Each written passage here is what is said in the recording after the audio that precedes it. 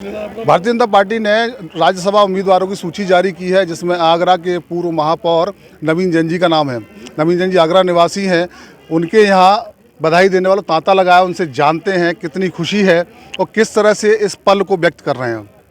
देखिए, मैं तो बहुत आभारी हूँ अपनी पार्टी के शीर्ष नेतृत्व का कि उन्होंने मुझे ये जिम्मेदारी दी और कल से जो घोषणा हुई है आगरा के भारतीय जनता पार्टी के कार्यकर्ताओं में, वरिष्ठ कार्यकर्ताओं में, छोटे कार्यकर्ताओं में, आम जनता में बहुत उत्साह का वातावरण, खुशी की एक लहर आज यहाँ दौड़ी है।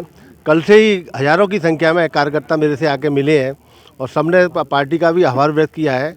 मैं एक मौके पर एक बात कहना चाहूँगा। देखिए, इस वक्त पे जहाँ देश का स्वर्णिम काल चल रहा है, वहीं भारतीय जनता पार्टी के कार्यकर्ताओं का भी ये स्वर्णिम काल है, जहाँ पर राजस्थान के मुख्यमंत्री भजन लाल शर्मा जी को एक छोटे से कार्यकर्ता जिन्होंने अपनी पारी की शुरुआत करी, उनको मुख्यमंत्री बनाया गया। मध्य प्रदेश के अंदर मोहन यादव जी को एक छोटे कार्यकर्ता के रूप में उन्होंने पारी शुरू करी, उनको मुख्यमंत्री पद का दायित्व दिया गया। और मैं भारतीय जनता पार्टी का 1980 में वार्ड का अध्यक्ष बना और निरंतर पार्टी की सेवा करते करते आज मुझे उच्च सदन राज्यसभा में भारतीय जनता पार्टी ने अपना उम्मीदवार घोषित किया। ये एक संदेश है उन कार्यकर्ताओं के लिए जो पार्टी के लिए निष्ठा के साथ काम कर रहे हैं और निरंतर, मेरा कहना है कि लगे रहें। एक ना एक दिन सभी कार्यकर्ताओं को धीमे धीमे सबको मौका मिलेगा।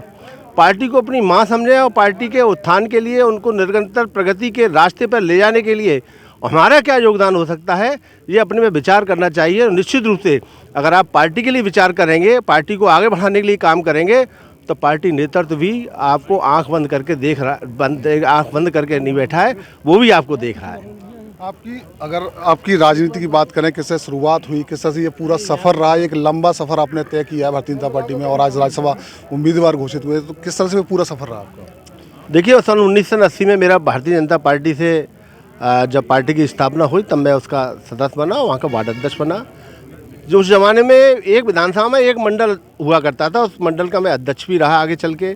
फिर जनता युवा मोर्चा में मैं महामंत्री शहर का रहा और उसके बाद मैं भारतीय जनता पार्टी आगरा महानगर का मैं मंत्री रहा, जिसके अध्यक्ष मेरे हरिद्वार दुबे जी भी रहे। प्रदेश कार्य समिति का मैं निरंतर सदस्य युवा मोर्चा में रहा, भारतीय जनता पार्टी का रहा। फिर ब्रज क्षेत्र में मैं कोषाध्यक्ष रहा 12 वर्ष तक और उसके बाद मैं सह कोषाध्यक्ष उत्तर प्रदेश भारतीय जनता पार्टी का रहा।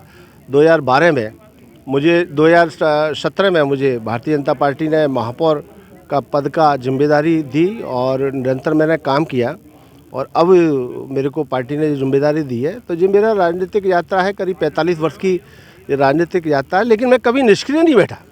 मेरा 1980 से अगर आप तक का जीवन देखेंगे तो कभी भी मैंने घर बैठ के काम नहीं किया। निरंतर पार्टी के काम में, संगठन के काम में मैं लगा रहा। एक और चीज़ आपसे जानते हैं, क्योंकि अभी चुनाव नज़दीक है, लोकसभा चुनाव बिल्कुल बेहद नज़दीक आ गया है, उसको लेकर कैसी तैयारी रहेगी आपकी और क्या पार्टी की तरफ से जिम्मेदारी दी जा रही है अलग से? देखिए, इस वक्त जो देश का माहौल है वो किसी से छिपा नहीं है। इस टाइम पर, इस समय पर जो पिछले 2014 के बाद निरंतर देश ने तरक्की की है, मतलब गरीब से गरीब व्यक्ति का भी उत्थान हुआ है, वो भी आगे बढ़ा है, मध्यम वर्गीय लोग भी आगे बढ़े हैं। हर प्रकार के लोग, चाहे वो किसी जाति और धर्म के लोग हों, सबने अपने आर्थिक रूप से संपन्नता हर व्यक्ति के हर घर में आई है।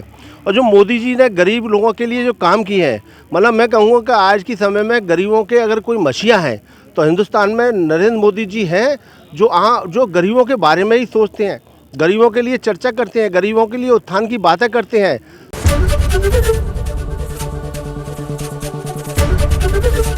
एबीपी गंगा, खबर आपकी, जुबान आपकी।